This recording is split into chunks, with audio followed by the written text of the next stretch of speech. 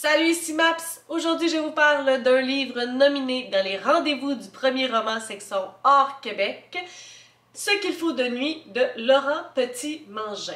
C'est l'histoire d'un père qui élève ses deux fils seuls et au fur et à mesure que ses fils vieillissent et que lui-même vieillit, ils ont des opinions divergentes sur certaines choses. Leur personnalité devient de plus en plus pointue, devient de plus en plus claire. Des idéaux qui sont différents. Et donc, avec un de ses fils, c'est plus facile qu'avec l'autre. Malgré tout, malgré que des opinions très extrémistes, il se dit que c'est quand même son fils et que c'est une bonne personne et que les autres aussi ont l'air à dire ben oui, mais il pense comme ça, mais tout le monde sait que c'est une vraiment très bonne personne. Malgré tout, il y a une situation qui va arriver et le milieu carcéral va embarquer à l'intérieur de cette histoire. Alors, j'ai commencé l'histoire, la plume de Laurent Petit-Mangin est vraiment, j'appellerais ça comme douce. Il y avait quelque chose d'un peu fluide. J'avais pas de difficulté à lire, mais j'avais de la difficulté à rester accrochée à l'histoire. Pour la première moitié, j'avais l'impression qu'il se passait pas beaucoup de choses. On apprenait à découvrir le père et ses deux fils et ses relations différentes avec les deux, mais au niveau action, il se passait pas grand-chose, c'était un peu comme un fleuve tranquille. Donc la première moitié, elle m'a pas beaucoup accroché, j'ai tourné les pages parce que ce sont des petits chapitres et que ça se lisait bien, mais c'est pas là que ça a frappé un grand coup pour moi.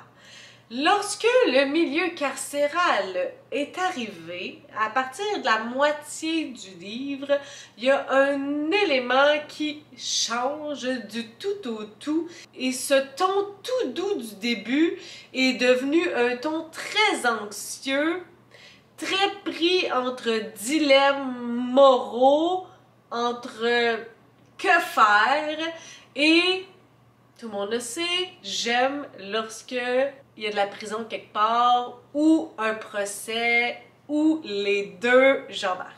Dans la première moitié, il y avait une écriture assez particulière, un vocabulaire aussi, peut-être des régionalismes, peut-être un peu de verlan, mais aussi des mots que j'avais jamais entendus, puis je savais pas qu'est-ce que ça voulait dire. Il y en avait plusieurs au début. Je pense que c'est peut-être des régionalismes, là. Comme si un Français lisait des livres québécois, ben, il y a sûrement des mots dont il ne sait pas qu'est-ce que ça veut dire. C'est sûr qu'il n'y en avait pas assez pour que je comprenne pas du tout le sens de la phrase ou le sens de la page, mais il y en avait quand même plusieurs qui semblaient pas être des mots en verlan. Habituellement, je me débrouille avec le verlan, mais là, je ne savais pas.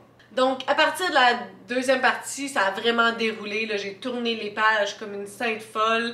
Il y a toujours cette question de coupable ou pas coupable. Puis, je venais juste de lire aussi Rosa de la Rosa, qui a comme un aspect similaire aussi familial avec des accusations.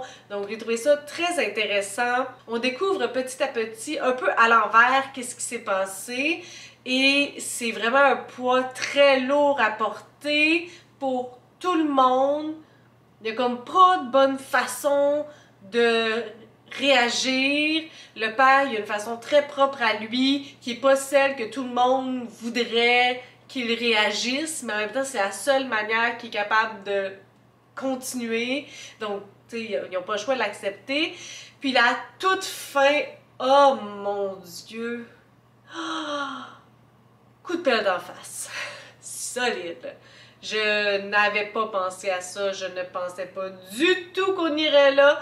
J'ai donc été très surprise. Ce qui fait en sorte que lorsque j'ai terminé le livre, j'avais une appréciation globale assez élevée, malgré tout, malgré que ça avait commencé très décevant pour moi.